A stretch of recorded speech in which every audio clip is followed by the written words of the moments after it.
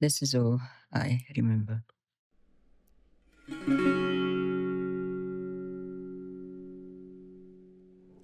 She is my loving wife of over 40 years, and we have had three wonderful children. After moving to Scotland from Czechoslovakia in 1968, Vlasta worked as a translator and loves music. We once had three pianos in a relatively small flat.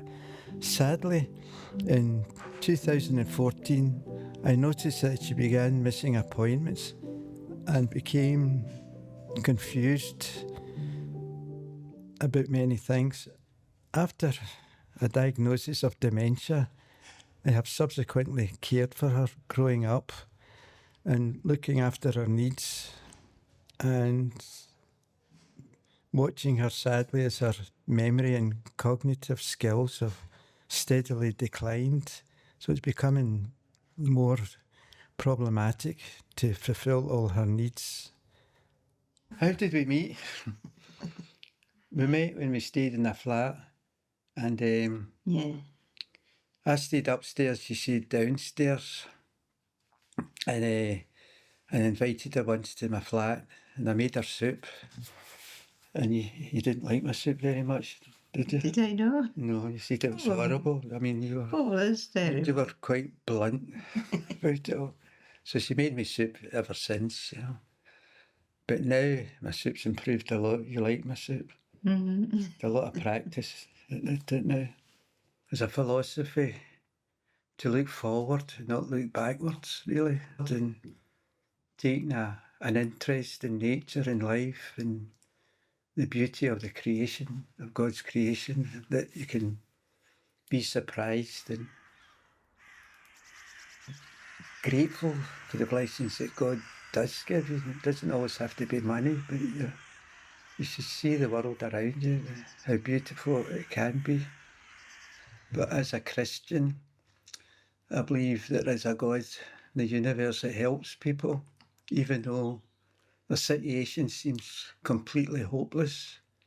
And we shouldn't always think that this is the life that we can live forever, because really the years pass very quickly. We're on to something better in the future. But as for the now, I think we should expect things to be difficult. It's not an easy life for anybody.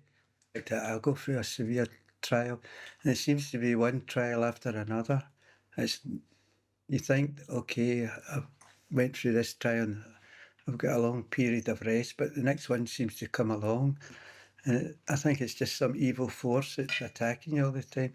God sort of restrains how much you can take in trials. So it doesn't wrap you up in cotton wool.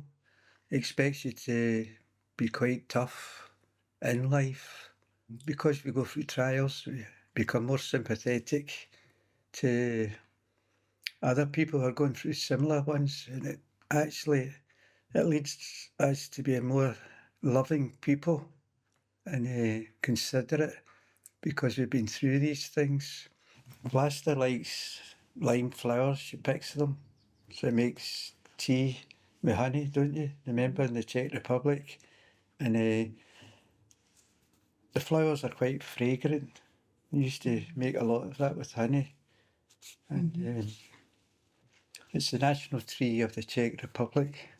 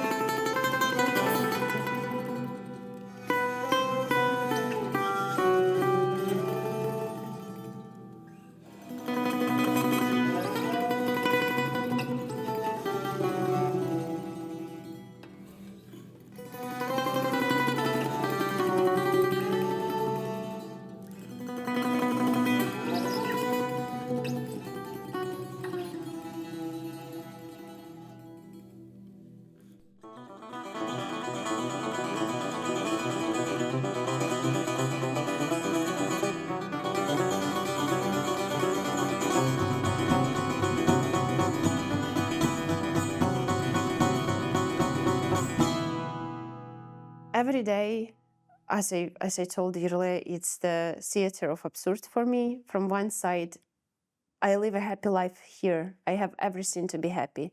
I have work, I'm study, I'm in love. My partner is amazing Scottish man. I think he is just great. He does everything to make me happy, and I'm really happy with him. But on another side, I'm great every day when I'm on a bus and I'm reading this news from Ukraine.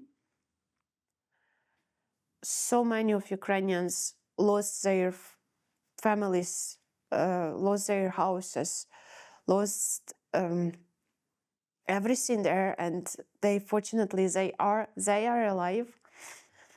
But I know this loss, it's all inside, and you can't divide it about that you missing friends or you miss your family or you miss your job. You can't say it, and you can't describe it even on your own language, because it's so strange that one moment you're laughing, you are smiling, you live in social life, and in another second you open your phone and you read this news. You read that a small child was buried under the building when building crashed, and the child was 2 years old. And it's just, I don't know, it's just undescribable. History seems to be repeating itself. It starts for the same reasons and has the same experience as ours.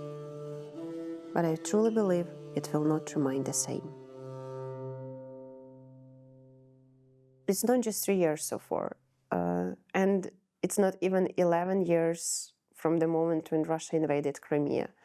This war has been on for 400 years, and during all these years, Russians was trying to kill Ukrainians, if not even physically.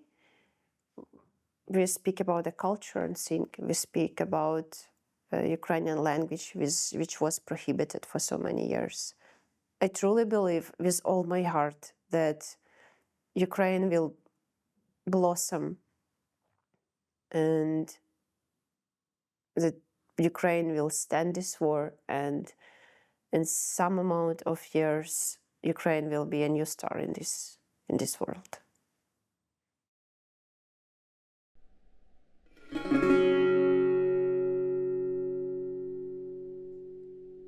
I've lost my breasts, and I suppose that is a significant part of being a woman. So that, you know, it is a loss, it is something that you're conscious of. And I did think, what on earth's my husband going to think, you know, first of all, just with one breast and then with none at all. Hasn't made a blind bit of difference. Not one bit. Not one bit. Nor to anyone.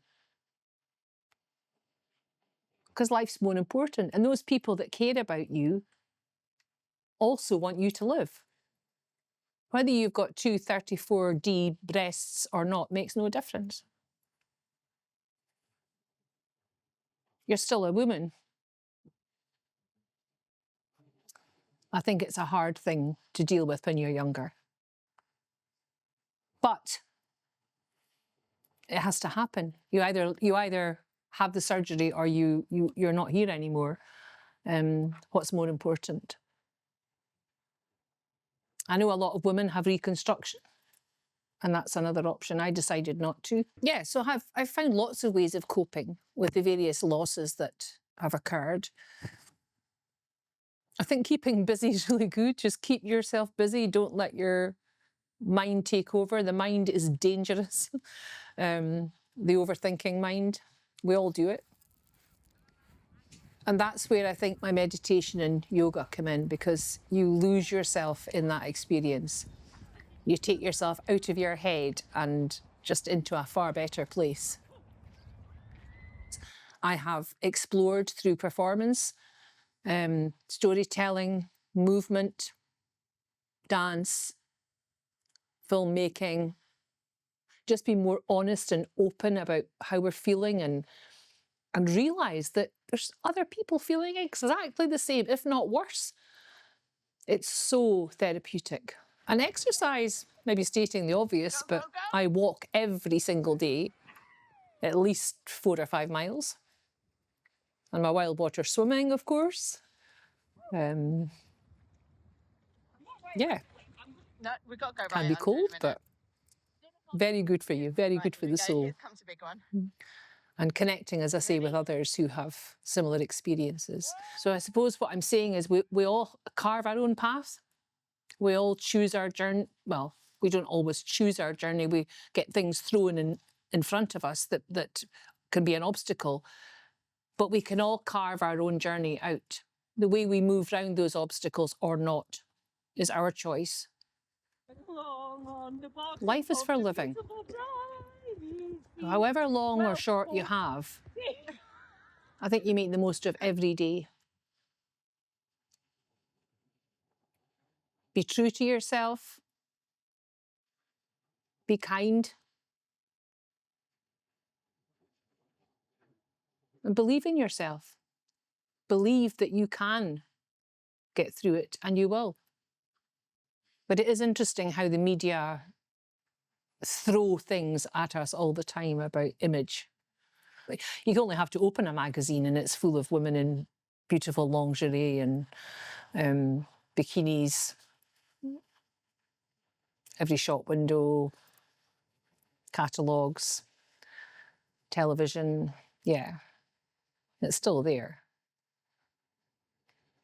But you have to get past that. That's, yeah. Just say, well, that's not me now. You know, this is who I am. This is me. And I'm happy with my lot. I'm satisfied. I'm grateful.